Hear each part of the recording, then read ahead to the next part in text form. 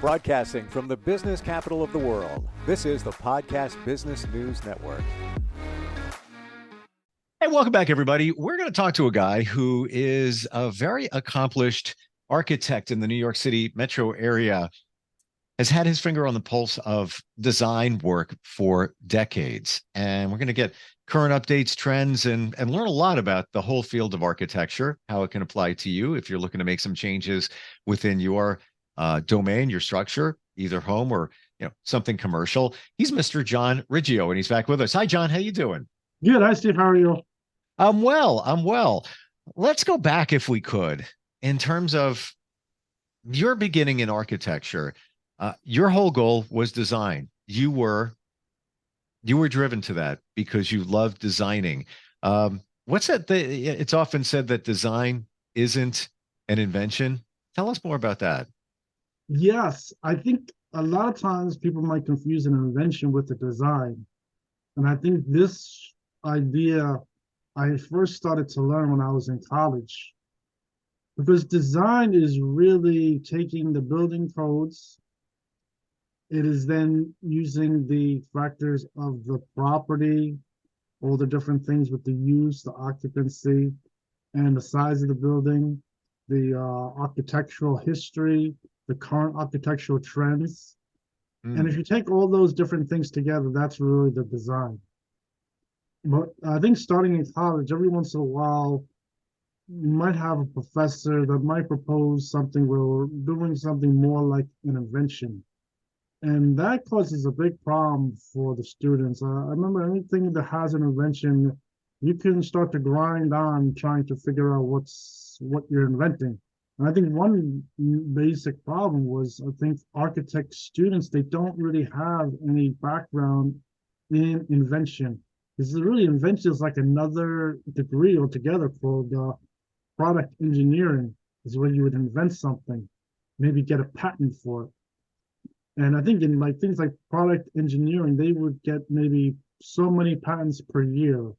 They have so many inventions where they update their inventions, new inventions. But I think in architect work, each design, it really isn't an invention. So in class, I remember a few times them proposing a design is more like a new invention. Could cause a big problem, like you're figuring out some kind of puzzle. And it is very difficult to do that. I think that is very similar to if you're in architecture design class and they told each student to go and start their own business papers. They'd have no idea how to get business papers going. You would really have taken business classes to really have any idea. To still try to figure that out without any knowledge is very difficult. So I think that is one thing about design and invention. So I think in everyday practice here with my office, I don't get into any really invention. I think the only things as far as everyday work, people who are doing things more inventive, might be even like an interior designer might do something a little more inventive. Like they might take like ordinary materials, piping or things, and they might put it together and create like a new molding, new light fixtures, things like that. But as far as the architect work goes, we're not really doing that. I think another thing that might be more inventive might be just doing plain art.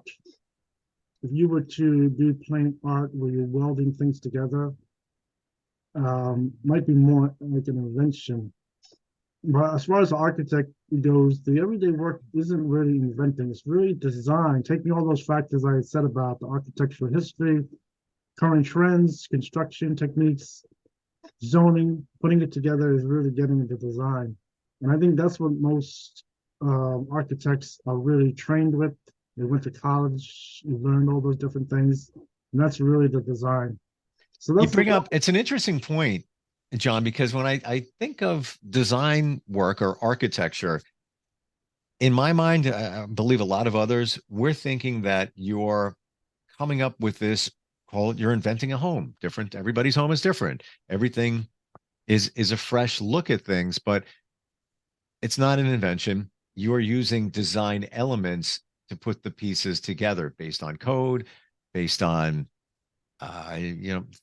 thermal units to make sure it's energy efficient. All of that all come together in terms of the design. So thanks for that clarification there, because it's funny. We look at it, somebody like you could look at it as, oh, you just invented that house because it's a different house.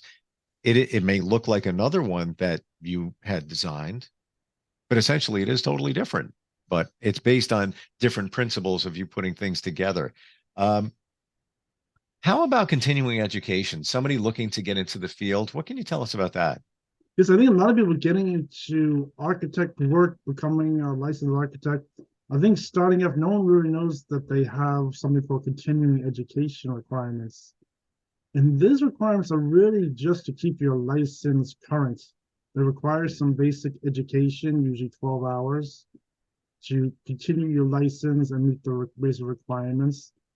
And a lot of these classes, they're good. They're intended to really so you keep brushed up on all of the current trends in construction, different building codes that have been updated, and different things like that. And that's really what the education is required to have. Which is there are many good things about it. I think you can always go to different seminars when you go in person. You might pay a fee for it, and a lot of times it might include like a lunch.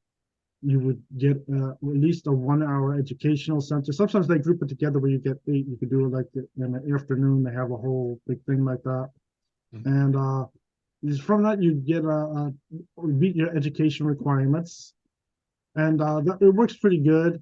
And they even have that like at the different home expos. A lot of times they might have educational classes. Some of them are really certified to give you an education unit. So you have to meet the 12 education units for the year. And so if you go to like different like things like the home show, a lot of architects, other professionals might go there and they can meet some of their requirements. So I think there's a lot of good things about that. But I think a lot of people don't realize that. And I think what happens is it becomes a little stressful starting up because a lot of people, they always have the same thing of having to go through so much education. Then apprenticeship can be difficult, and then getting your license, passing the exams. And then you find out you need to continue going to school. You even have to pay for some of it. And I think one problem is that it can distract people from going for another degree. I think a lot of architects, I don't think a lot of them are going for master's degrees. The only time you really need the master's degree is if you did a 4 and a 2 to get the master's degree. But to get the next degree is one thing about architect work. It usually involves specializing. I think if you get the next degree and it's just in the field of architect work, it's more of specializing what kind of work that you were doing in your office or what you want to expand on, things like that. They usually have master's degrees, like in city planning, things like that. They even have they have another design degree if you want to go for. But I think the continuing education I noticed was sort of making people sort of taking up some of their time. They even have so that was taking up some of their time, and I think I just noticed that was one thing that a lot of people don't know is that architects need to take continuing education, and then they sort of can preoccupy your mind with a lot of people aren't concerning themselves with getting more degrees. I noticed when talking to people, yes. I'm curious, John, when you look at architecture now as compared to, let's say, 20 years ago, 25, aside from the technology, because now it's more computer assisted and there's lots going on there, aside from some code updates along the way, is it kind of the same overall, then versus now?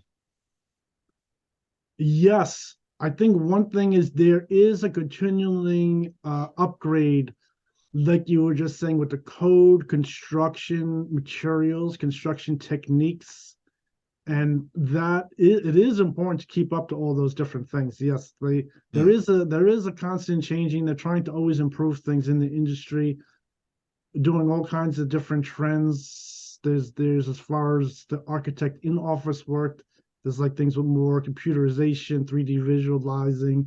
And then out in the field, there's a lot more things we're trying to do things with, like I was saying, with superior walls, a lot of pre-manufactured things, materials, things like that. And But yes, as far as the you do need to keep up with the improvements. Things have changed. The codes have changed over the years, and they usually are trying to make improvements in the industry.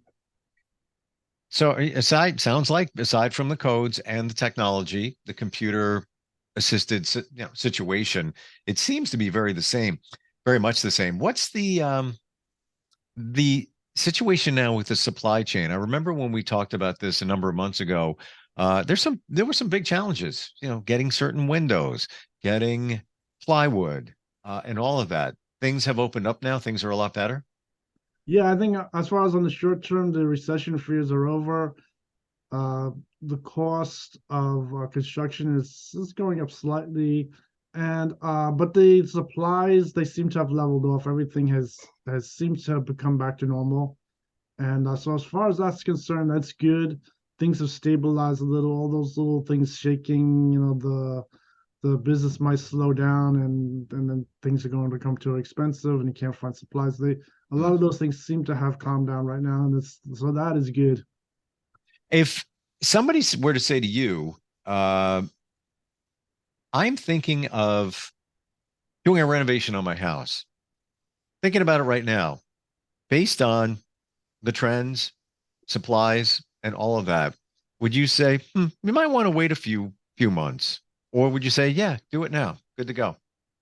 Yes, I mean, well, as far as during the year, each year, what happens is there's always a start of construction in March. Things start to warm up, and the ground starts to thaw, and that is when a lot of the foundation work it starts. So there's I always recommend people to really start their planning like all the way starting even as early as maybe September to start the planning on their project, get everything together as far as the drawings, get the permits going, and then you're ready for the springtime, like starting in March to ready to build.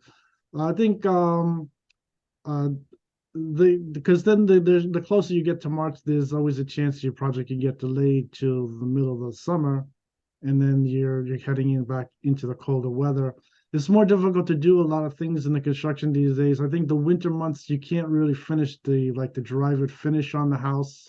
It goes Mm, under 75 degrees, and then there's some problems with finishing that. They might have wow, to wait all the way to springtime to put the finish coat on. So it's wow. still each year there's still those things as far as the different seasons here that you still take in consideration to get your project going, and that is the one thing about it. Gotcha. Um, I want to go back to something you had mentioned in the past, and just it was in a quick mention, but the $40,000 check. Yes, What is that all about? what happens is I noticed over the years, especially when I was gaining experience, a lot of people they bid on these jobs and they get a certain kind of project that they're always waiting for this $40,000 check. Sometimes it's even to start the project, sometimes it's the final check. But there's always this story of a $40,000 check that I noticed over a number of years too on these larger projects.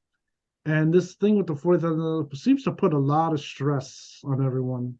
Everyone is either waiting for this check to start the project or they're waiting on this check to finish the project. And I think sometimes, depending on what your arrangement is with who you're working for, the employees might not have been paid until they receive this check. And I Hmm. noticed sometimes the check never arrives. That's was one interesting thing. But there was always this story of this $40,000 check. I think in my office, I really from having so many experiences working with people with the stories of the $40,000 check, I always watched it. And Why a $40,000 check? It almost seems like I don't want to say a running joke in the industry, but it's like one of those things that come up. How did it even start? Do you know? um, yeah, I don't know why. This just has to do with a certain size check, usually a larger project where people are bidding on. And as far as my office is concerned, I always avoid any kind of thing like this with the $40,000 check payment. But I noticed a lot of people got fooled for this. Maybe it's like a joke they did on people to either get to start. I don't know. A lot of times, if you the whole thing is maybe if you're getting a $40,000 check to start the job, Mm, Maybe they thought that you would do the whole project and then know you right. somehow you get the check, or you'd finish a job and forget about the check. I don't know if it was a joke, but this is for so many different offices about this waiting for this large check was some kind of funny joke. And I think a lot of it wasn't so funny that maybe some people they didn't get paid. They worked and didn't get paid for their work, and then everyone's Yeah. waiting around for the check. People might start getting laid off because of it. So although it was like a might have been like a joke of some kind, it wasn't that funny, but it was just something typical. And I think everyone had to then they really had to just sweat out waiting until $40,000. Right. Like it was that was That's the it. story. If that's the case, that's a cruel joke, especially for a new architect getting into the industry. What's your advice, John? Somebody is interested in design work, architecture, just has a love of buildings and just looking at the way they're put together and thinking about going down that career path or maybe even changing it. What are your thoughts? What's your advice to them? Oh, okay. You mean if they want to get into designing, working as an architect? Exactly. Well, I guess it depends on where they're starting. If they're starting in high school, I guess they could start getting on their path right away as far as education. Like I said before, taking an education that is just as architecture or architectural, if you Hmm. know you really want to become a licensed architect. And then I think over the years, I think a lot of people are interested to become an architect as like a changing career. I think a Okay. number of people do that. I think even in college, a number of students they were really much older, maybe in their 40s or even their 50s. I think some students they might thought that was a little strange, But in fact, that I'm older, it doesn't seem strange for people to really to go to school at an older age to become an architect, especially if they are highly concentrated in really making the drawings.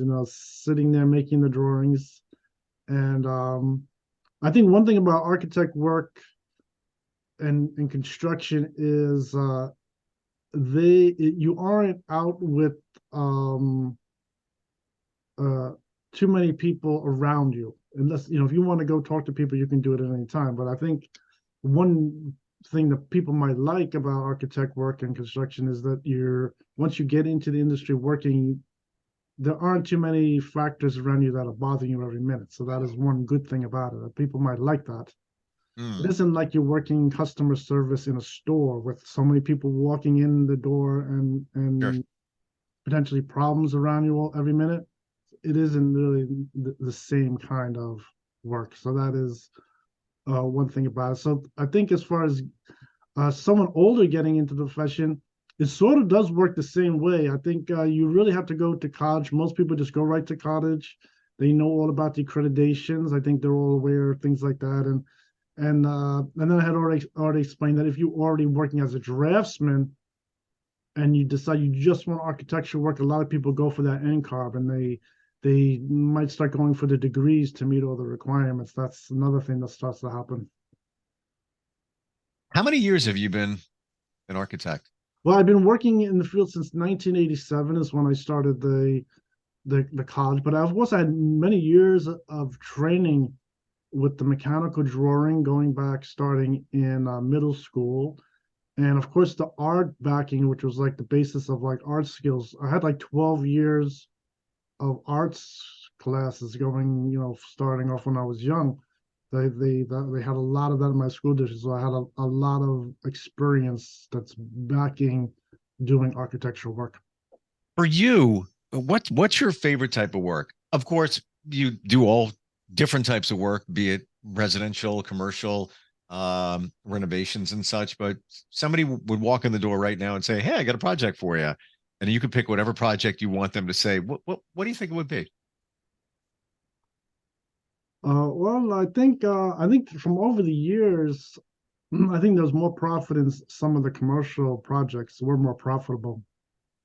And I Mm, think they could also be more stable as long as there is a continuing amount of projects coming in.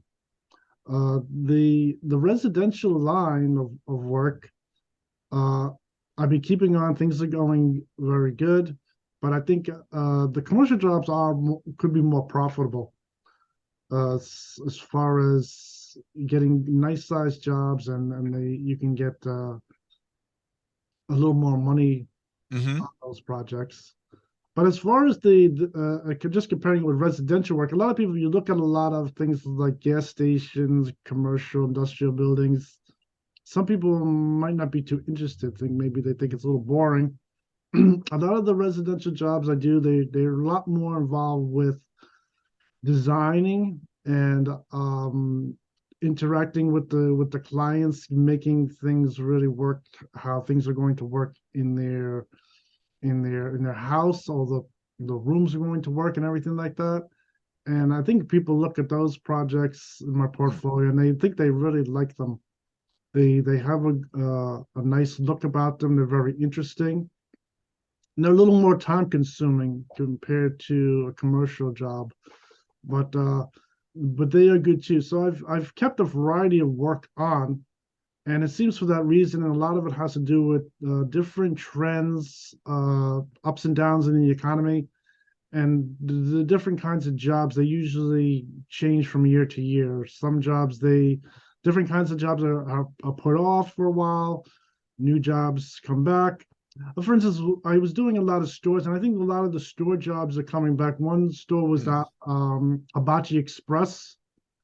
So the Hibachi Express job, it did make the newspaper locally over here. Wow. Yes, one of the openings over here, it did open, and they showed it in the local newspaper. The paper was shown online. So they showed the front of it with the owners were there. Some local town people that were from the local government was there, and they have a photograph of them in front of That's the Hibachi that Express. that really is exciting because that design of that business, you know, people are enjoying themselves, enjoying food and gatherings and things like that. And you're behind that. If the design isn't right, even just waiting in the waiting area, if it's, the energy's not right, the setup is not right, something feels off.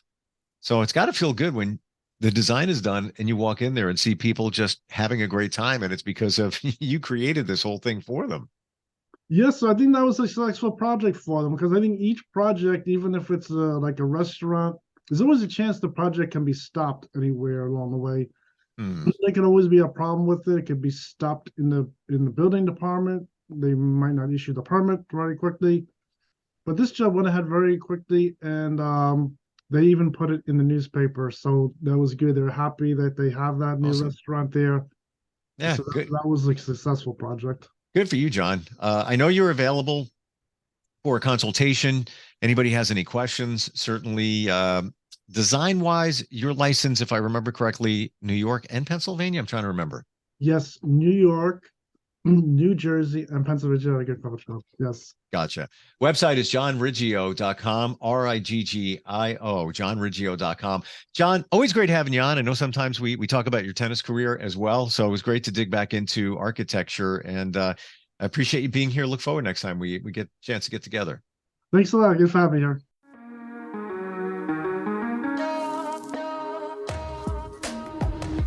Broadcasting from the business capital of the world, this is the Podcast Business News Network.